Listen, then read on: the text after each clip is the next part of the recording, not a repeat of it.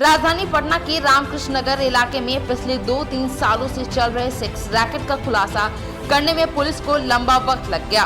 बिहार शरीफ नालंदा जिले की रहने वाली सेक्स रैकेट संचालिका ममता देवी एक किराए के मकान में इस नापाक धंधे को इन लोगों की मदद से अंजाम दे रही थी। बता दें कि लड़कियों को स्कॉर्पियो के माध्यम से ग्राहकों तक पहुंचाया जाता था। इस बात का खुलासा तब हुआ जब रामकृष्ण नगर थाने की पुलिस ने गुप्त सूचना के आधार पर नवल किशोर सिंह नामक एक शख्स के मकान में छापेमारी की। इस दौरान 4 से 5 युवतियों को मुक्त भी कराया गया, जिसमें एक नाबालिग युवती भी शामिल थी। मौके से 3 युवकों को गिरफ्तार किया गया जो आपत्तिजनक हालात में थे। इसके अलावा स्कॉर्पियो ड्राइवर और ममता के सहयोगी रितेश को भी गिरफ्तार किया गया है। इस बात की जानकारी देते हुए पटना सिटी एसपी पूर्वी ने बताया कि ये एक बड़ा नेटवर्क है और गिरोह के फरार सदस्यों की गिरफ्तारी के लिए छापेमारी चल रही है। वहीं सभी आरोपियों को न्यायालय में पेश किया गया, जहां से उन्हें न्यायिक हिरासत में जेल भेज दिया गया है। देखिए, आज 2 मामलों का आप लोगों को जानकारी देना चाहेंगे। एक तो मामला रामकृष्ण नगर थाने के अंतर्गत एक सेक्स रैकेट का भंडाफोड़ की सूचना प्राप्त हुई थी, जिसमें कल दिनांक 5/9/2022 को एक गुप्त सूचना प्राप्त हुई कि एक नवल किशोर सिंह है और रोड नंबर 3 सुभाष नगर रामकृष्ण नगर में, जिनके मकान पे अवैध जो है एक जिस पड़ोसी का धंधा चल रहा है, तो उक्त के आलोक में जो सूचना प्राप्त हुई, थानाध्यक्ष ने प्राथमिक एक वहाँ पे सना दर्ज करते हुए अपनी पुलिस टीम महिला पुलिस पदाधिकारियों के साथ वहाँ पे छापेमारी की। छापेमारी के क्रम में वहाँ पे कुछ लड़के और लड़कियाँ जो आपत्तिजनक अवस्था में मिले, जिसमें 4 वहाँ पे 3 लड़के थे। एक रितेश कुमार, दूसरा राहुल कुमार और तीसरा नीतीश कुमार, और एक वहाँ पे महिला जो सरगना के रूप में थी ममता कुमारी, उसकी भी गिरफ्तारी हुई। और उसके पास से वहाँ से उस मकान से 5 लड़कियाँ जो है बरामद हुई, जिसमें से एक नाबालिग भी है।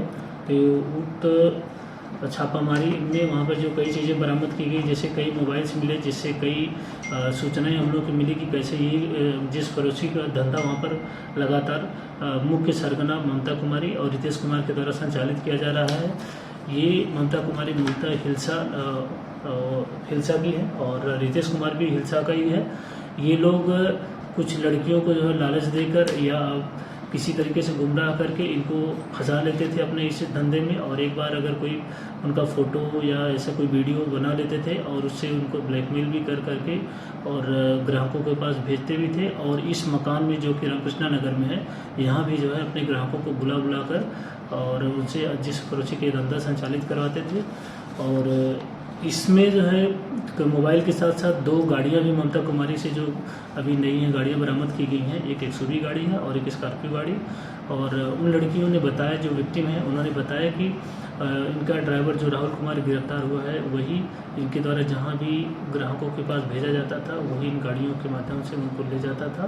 और ये काफ़ी समय से लगभग 2-3 साल से ये अवैध धंधा चला रही थी।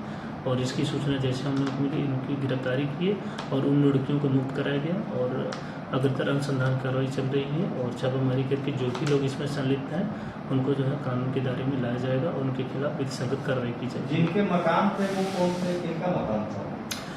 वो नवल किशोर सिंह का मकान एक बताया जा रहा है, जिसमें ये किराए पर रहते थे। और उस कहीं 3500 या और भी अलग नई लड़की है तो उनका अलग उन्होंने जो प्राथमिक स्तर पर सूचना दिया है।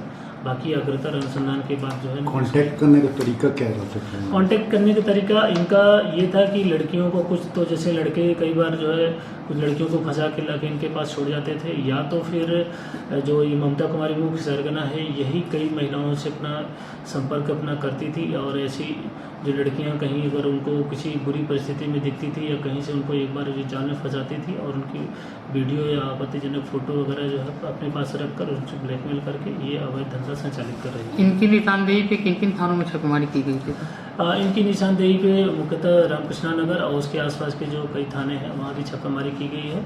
अभी अग्रतर कार्रवाई आगे चल रही है और जो भी बरामदगी या कोई सफलता मिलेगी वो आप लोगों का अवगत कराएगा। शराब की बोतलें भी बरामद की गई थी।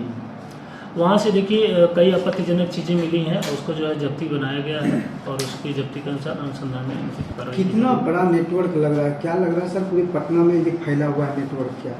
देखिए दो-तीन उनके थानों जो में जिस तरह क्षेत्र 2-3 थाना क्षेत्र में रेड पड़ा। देखिए ये छापेमारी कई थानों में की गई है, जैसे रामकृष्ण नगर, पत्रकार नगर या आसपास के जो और भी थाने हैं वहाँ भी इनकी छापेमारी की गई है। और इन्होंने जो बताया कि कई जगह इनके ग्राहक रहते थे, पटना में भी रहते थे, नालंदा में भी और अन्य जगहों पे भी इनको जो है अवैध जो जिस्म फरोशी की धंधा है वहाँ भी संचालित किया जा रहा था और लड़कियों को कई जगह भेजा जा रहा था। तो अभी ये अनुसंधान चल रहा है, आगे पता चलेगा कि ये इसमें अब कहाँ तक इसमें तार जुड़ी हुई है। हाई प्रोफाइल होगी इससे जुड़े हुए थे? अभी इसके बारे में स्पष्टता अभी कुछ नहीं कर पाएंगे क्योंकि अभी ये प्राथमिक स्तर पे जो सूचनाएं प्राप्त हुई हैं तो उसमें कुछ लोगों की गिरफ्तारी की गई है जो मुख्य सरगना है और गिरफ्तारी के बाद उनको जो है न्यायिक हिरासत में भेजा गया है और आगे भी अभी छापामारी चल रही है, उसमें पता चलेगा कि इसमें कौन कौन से लोग जो पकड़े गए हैं युवक उन लोगों में से कोई हाई प्रोफाइल है?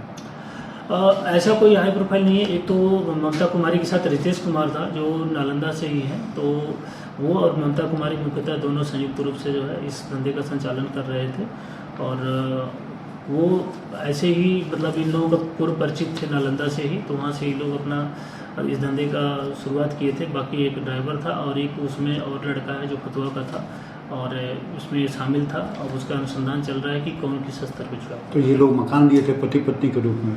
हाँ, इन लोगों को जो अभी प्राथमिक स्तर पर यही सूचना है कि ये लोग अपना साथ में रहकर वहाँ पे कुछ अपना रूप बदल के कि अपना किराए पे परिवार के रूप में रह रहे हैं। प्राथमिक स्तर